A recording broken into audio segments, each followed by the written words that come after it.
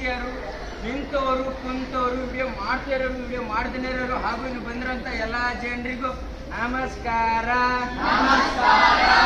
ಸಲಾಮ್ ಅಲೈಕುಂ, good afternoon ಅಂತ ಹೇಳ್ತಾ ನಾವೆಲ್ಲ ವಿದ್ಯಾರ್ಥಿಗಳು ನಿಮ್ಮ ನಾಟಕ ಮಾಡಕ್ ಬಂದೀವಿ.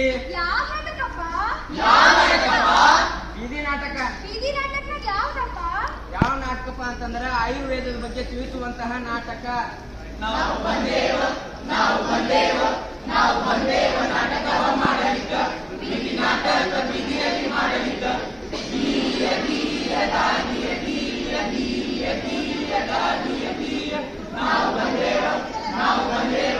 ನಾವು ಬಂದೇವ ನಾಟಕವ ಮಾಡಲಿಕ್ಕ, ಒಂದು ಒಳ್ಳೆಯ ವಿಷಯ ತಿಳಿಸ್ಲಿಕ್ಕ.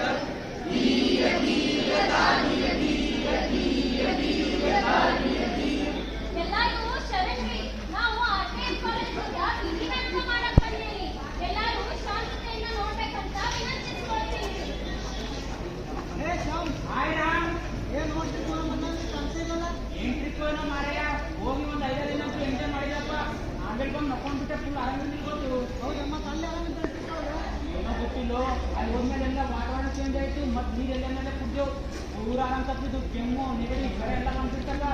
ಊರ ಮನೆಗೆ ನಕ್ಕೊಂಡ್ಬಿಟ್ಟಿದೆ. ಎಲ್ಲಿ ಬಂದಾಗ ಆಗಲಿ ಗೊತ್ತು. ಹೌದಮ್ಮ, ನನಗೇನಾಯ್ತು ಹಂಗಲ್ಲೋ. ನೀನೇ ಇದ್ಬೇಡಿ. ಹೌದಾ?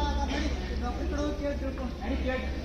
ಇಬ್ಬರು ದೋಸ್ತರು ಕೂಡಿ ಡಾಕ್ಟರ್ ಹತ್ರ ತಮ್ಮ ಗೊಂದಲ ಹೇಳ್ಕೊಳಕ್ ಹೋದಾಗ ಡಾಕ್ಟರ್ ಈ ರೀತಿ ಉತ್ತರ ಹೇಳ್ತಾರೆ. ನೋಡಪ್ಪ, ನಿಮ್ಗೆ ತಿಳಿಯಂಗಿಲ್ಲ. ಇದು ನಮ್ಮ ಶರೀರ ಒಳಗ ಆಗುವಂತ ಮೆಕ್ಯಾನಿಸಮ್ ನಾನೀಗ ಸಣ್ಣ ಕಥೆಯ ಮೂಲಕ ತಿಳಿಸ್ತೀನಿ.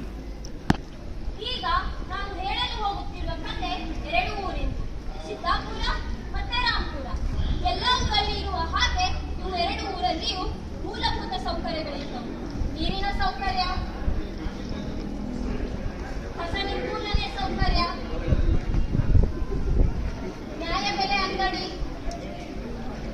ಬಸ್ ಫೆಸಿಲಿಟಿ, ರಕ್ಷಣೆಗಾಗಿ ಪೊಲೀಸರು ಎಲ್ಲ ಇದ್ದರು. ಮೊದಲಿಗೆ ರಾಂಪುರ ಪರಿಸ್ಥಿತಿ. ಎಲ್ಲಾ ಮೂಲಭೂತ ಸೌಕರ್ಯಗಳಿದ್ದರೂ ಜನರು ತಮ್ಮ ತೊಂದರೆಗಳನ್ನು ತಮ್ಮ ಮೈ ಮೇಲೆ ಎಳೆದುಕೊಳ್ಳುತ್ತಿದ್ದರು. ಯಾವುದೇ ಒಂದು ಕ್ಷುಲ್ಲಕ ಕಾರಣದಿಂದ ಜನರ ಮಧ್ಯೆ ಜಗಳ ಶುರುವಾಗುತ್ತದೆ. ಇದನ್ನು ನೋಡಿದ ಪೊಲೀಸ್ ಜಗಳ ಬಿಡಿಸಲು ಹೋಗುತ್ತಾನೆ. ಜಗಳ ಬಿಡಿಸಿ ಮರಳಿದಾಗ ಜನರು ಮತ್ತೆ ಜಗಳ ಶುರು ಮಾಡುತ್ತಾರೆ. ಇದನ್ನು ನೋಡಿದ ಪೊಲೀಸರು ಇದು ತಮ್ಮಿಂದಾಗದೆಂದು CRPF ಅಂದರೆ ರಿಸಾರ್ಟ್ ಪೊಲೀಸ್ಗೆ ಕಾಲ್ ಮಾಡಿ ಕರೆಯುತ್ತಾರೆ.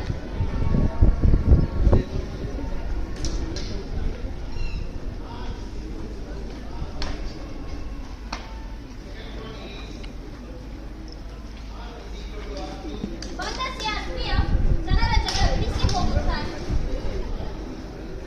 ಇದು ಎಷ್ಟು ದಿನ? 1 ಅಥವಾ 2 ದಿನ. ಮತ್ತೆ ಊರಲ್ಲಿ ಜಗಳ ಶುರುವಾಗುತ್ತೆ. ಇದನ್ನು ನೋಡಿದ ಪೊಲೀಸರು ಈ ಬಾರಿ ಏನ್ ಅನ್ಕೋತಾರಂದ್ರೆ, ಏನ್ ಬಿಡು, ಈ ಜನರದ್ದು ಇದೇ ಹಣೆ ಬರಹ, ಬೇಕಿದ್ರೆ CRPF ಬಂದು ಬಗೆಹರಿಸಿ ಹೋಗ್ತಾರೆ ಎಂದು ನಿರ್ಲಕ್ಷ್ಯ ತೋರಿಸ್ತಾರೆ. ಇದರಿಂದಾಗಿ ಜಗಳ ಇನ್ನೂ ಜಾಸ್ತಿ ಆಗುತ್ತೆ. ಜಗಳಾಡಿ ಮಾಲ್ ಹೋಗಿ ಹೊಡೆದಾಟದಿಂದ ಸಾವು ನೋವುಗಳು ಆಗ್ತವೆ. ಇದು ರಾಂಪುರ ಕಥೆ.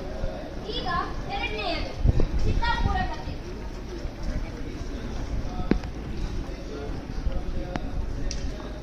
ಈ ಊರಲ್ಲಿಯೂ ಅದೇ ಪರಿಸ್ಥಿತಿ. ಅಂದರೆ ಯಾವುದೇ ಒಂದು ಕ್ಷುಲ್ಲಕ ಕಾರಣದಿಂದ ಜನರ ಮಧ್ಯೆ ಜಗಳ.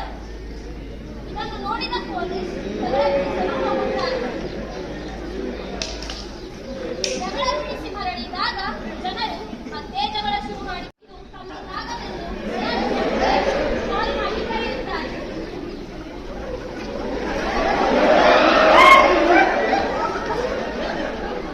ಈ ಬಾರಿ ಬಂದ CRPF ಜನರ ಜಗಳ ಬಿಡಿಸದೆ ಜನರ ಮಧ್ಯೆ ಜಗಳ ಆಗಲಾರದಂತೆ ನೋಡಿಕೊಳ್ಳಲು ಜಗಳವನ್ನು ಹೇಗೆ ಪರಿಹರಿಸಬೇಕೆಂದು ತರಬೇತಿ ಹೋಗುತ್ತಾರೆ.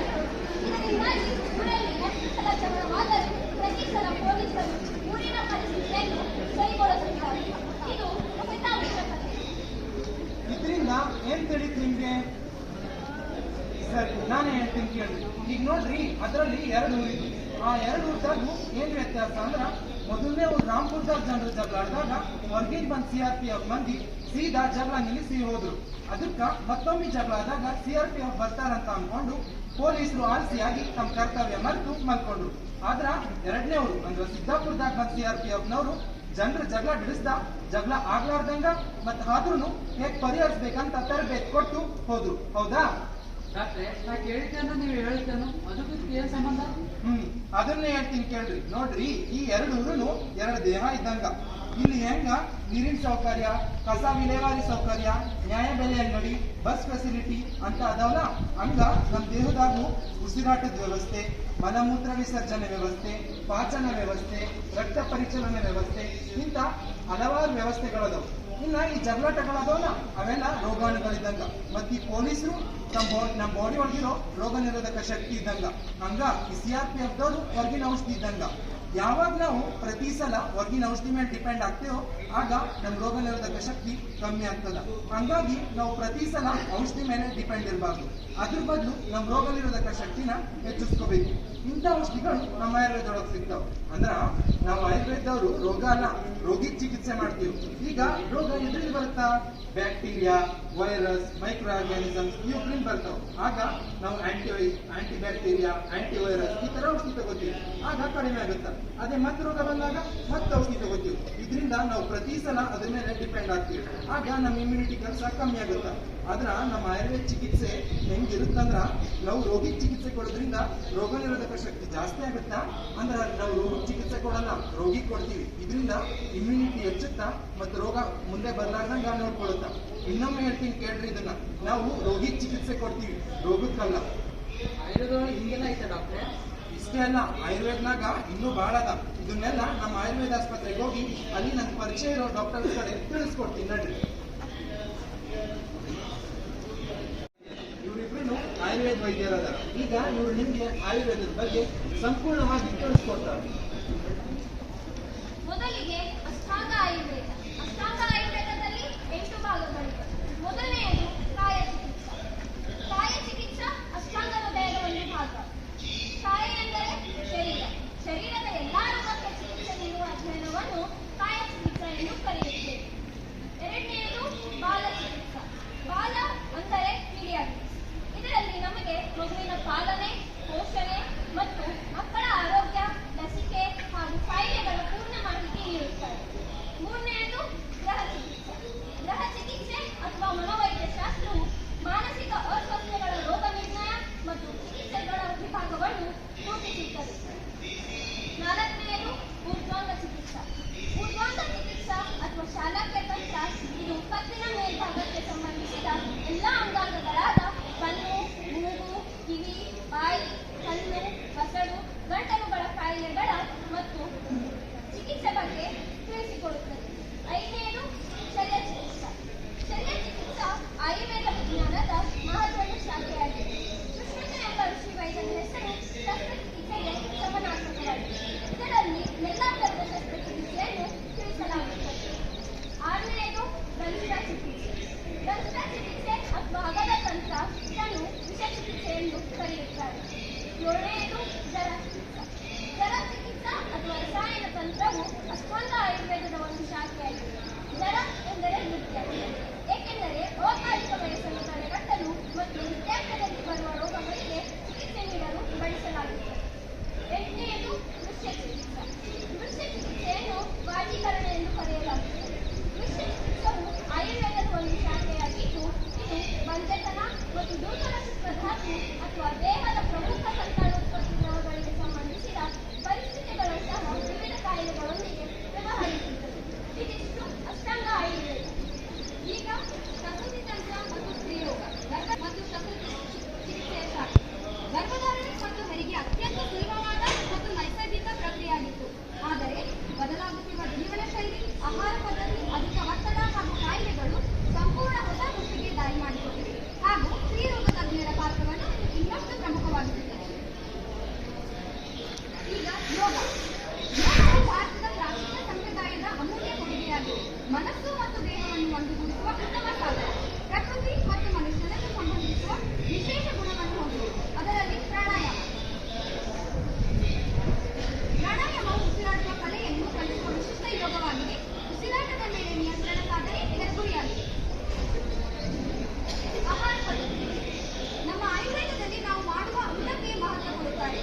ಕಾಲದಿಂದ ಕಾಲಕ್ಕೆ ಬದಲಾಗುವ ಆಹಾರ ಪದ್ಧತಿಯನ್ನು ಕೂಡ ತಿಳಿಸಿದ್ದಾರೆ. ಬೇಸಿಗೆ ಕಾಲದಲ್ಲಿ ತಂಪು ಆಹಾರ, ಚಳಿಗಾಲದಲ್ಲಿ ಬಿಸಿ ಆಹಾರವನ್ನು ಸೇವಿಸಬೇಕು ಎಂದು ಹೇಳಿದ್ದಾರೆ. ಆಯುರ್ವೇದ ಔಷಧಾಲಯ. ಇವಾಗ ಸಾಮಾನ್ಯ ಜನರಿಗೆ ಆಯುರ್ವೇದ ಔಷಧಿ ಅಂದ್ರೆ ಬರೀ ಗಿಡಮೂಲಿಕೆಗಳು, ನಾರುಬೇರು, ತಪ್ಪಲುಗಳು ಅಂತ ಅನ್ಕೊಳ್ತಾರೆ. ಆದ್ರೆ ಅದು ತಪ್ಪು. ಜನರ ಅನುಕೂಲಕ್ಕಾಗಿ ಅದನ್ನ ಟ್ಯಾಬ್ಲೆಟ್ ಅಂದ್ರೆ ಗುಳಿತರ ಅಥವಾ ಸಿರಪ್ ರೂಪದಲ್ಲಿ ಕೊಡ್ತಾರೆ. ಉದಾಹರಣೆ ತಿರುಮಲ ಚೂರ್ಣ ಅಂದ್ರೆ ಎಲ್ಲರೂ ಏರ್ಬಿಡು ಕುಡಿ ಅಂತ ಅನ್ಕೊಳ್ತಾರೆ. ಆದ್ರೆ ಅದು ಗುಳ್ಗಿ ಅಥವಾ ಒಡಿತರ ಸಿಗುತ್ತದೆ. ಜನರಲ್ಲಿ ಇನ್ನೊಂದು ತಪ್ಪು ಕಲ್ಪನೆ ಏನಂದರೆ ಆಯುರ್ವೇದ ಔಷಧಿ ತೆಗೆದುಕೊಳ್ಳುವುದರಿಂದ ಬೇಗ ಆರಾಮಾಗುವುದಿಲ್ಲ ಅನ್ಕೊಳ್ತಾರೆ. ಆದ್ರೆ ಅದು ಪೂರ್ಣ ರೀತಿ ಸುಳ್ಳು. ನಮ್ಮ ಆಯುರ್ವೇದದಲ್ಲೂ ಕೂಡ ವೇಗವಾಗಿ ವಾಸಿ ಮಾಡುವ ಔಷಧಿಗಳು ಸಹ ಸಿಗುತ್ತವೆ. ಹೌದು ನೋಡಿ ಸರ್, ಆಯುರ್ವೇದ ಮತ್ತು ಔಷಧಿ ಎಲ್ಲ ಭಾಷೆಗಳನ್ನ ನೋಡಿ ಎಷ್ಟು ಜನ ನಮಗೆ ಇದ್ರ ಬಗ್ಗೆ ಗೊತ್ತಿಲ್ಲ. ಈಗ ಕೇಳಿದ್ದ ನೀ ಕೇಳಿದ್ದೀನನ್ನ ನನ್ನ ದೋಸ್ತ ಹೆಂಗ್ ಇಷ್ಟು ಗಟ್ಟಿ ಅದನ ಅಂತ. ಹೌದಾ? ಇವ ಎದಕ್ಕೆ ಇಷ್ಟು ಗಟ್ಟಿ ಅದನ ಅಂದ್ರ ಇವಾಗ ಅವ್ರ ಮನೇಲಿ ಚಿಕ್ಕದ್ರಿಂದ ಆಯುರ್ವೇದಿಕ್ ಪದ್ಧತಿಗಳನ್ನ ಅನುಸರಿಸ್ಕೊಂಡು ಬಂದಾರ. ಅದರಿಂದ ಅವನಲ್ಲಿ ರೋಗ ನಿರೋಧಕ ಶಕ್ತಿ ಜಾಸ್ತಿ ಐತಿ. ಅದಕ್ಕೆ ಇವ ಅಷ್ಟು ಗಟ್ಟಿ ಅದಾನ. ಹೌದು, ನಮ್ಮ ಅಮ್ಮ ನನಗೆ ನೆಗಡಿ ಬಂದರೆ ಅರಿಶಿನ ಮತ್ತು ಜೇನುತುಪ್ಪ ನೀರಿನ ಜೊತೆ ಕಲಿಸ್ಕೊಡ್ತಿದ್ರು. ಅದೇ ಜ್ವರ ಬರ್ತಾನೆ ತಿಳ್ಕೊಳ್ಳಿ. ಸಂಜೆವರೆಗೂ ಬಿಸಿನೀರು ನಾಲ್ಕನೇನ ಊಟ ಮಾಡಿಲ್ಲ.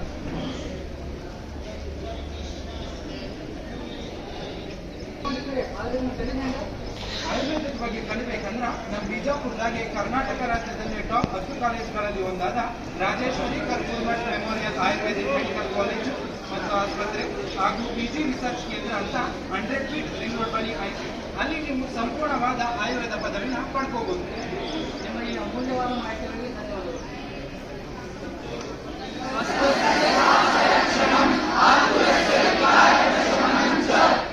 ಎಲ್ಲಿದೆ ಆಯುರ್ವೇದ ಅಲ್ಲಿದೆ ಆರೋಗ್ಯ.